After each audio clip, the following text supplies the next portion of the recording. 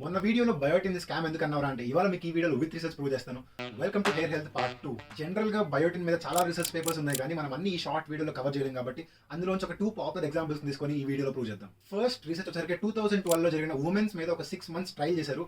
దాంట్లో వాళ్ళకి hair loss అవుతుందని చెప్పినందుకు కొంతమందికి real multi vitamin tablet with biotin ఇచ్చారు, కొంతమందికి జస్ట్ డమ్మీ టాబ్లెట్ ఇచ్చారు. ఆ మల్టీ విటమిన్ టాబ్లెట్ వేసుకున్న వాళ్ళకి హెయిర్ గ్రోత్ అనేది ఉంది, కానీ దీంట్లో ఎగ్జాక్ట్ గా బయోటిన్ వల్లనే హెయిర్ గ్రోత్ అయింది అని ప్రూవ్ చేయడం కష్టం. ఎందుకంటే దాంట్లో multi vitamins like zinc, iron చాలా ఉన్నాయి. ఇవి కూడా హెయిర్ గ్రోత్ హెల్ప్ చేస్తే సో సింగిల్ బయోటిన్ వల్ల ప్రూవ్ అయిందని చెప్పి ఆ రీసెర్చ్ ప్రూవ్ చేయలేదు. అండ్ సెకండ్ 2017 లో జరిగిన చిన్న పిల్లల మీద వాళ్ళకి బయోటిన్ టాబ్లెట్ చేయడం వల్ల వాళ్ళకి హెయిర్ గ్రోత్ అయింది. బట్ ఆ రీసెర్చ్ లో ఉన్న మెయిన్ పాయింట్ ఏంటంటే వాళ్ళకి ముందుగానే బయోటిన్ డెఫిషియన్సీ ఉంది, దాని వల్ల వాళ్ళకి హెయిర్ రీగ్రోత్ అయింది. కానీ వాళ్ళకి ఏ డెఫిషియన్సీ లేకుండా బయోటిన్ వేసుకోవడం వల్ల హెయిర్ రీగ్రోత్ అవ్వలేదు. సో ఫైనల్ గా నీ పాయింట్ ఏంట్రా అంటే మీకు ఇన్ కేస్ బాడీలో అన్ని విటమిన్స్ ఉండి ఇంక్లూడింగ్ బయోటిన్ మీకు హెయిర్ లాస్ అవుతుంది అంటే ఇన్ కేస్ అది మెయిల్ ప్యాటర్న్ బాల్నెస్ అంటే బట్టతల వల్ల అవుతుందంటే మీరు ఈ గమ్మీస్ ఆర్ టాబ్లెట్స్ వేసుకోవడం వల్ల ఏ యూజ్ ఉండదు. మీకు ఇన్ కేస్ ఈ వీడియో వచ్చి లైక్ షేర్ సబ్స్క్రైబ్ ఛానల్.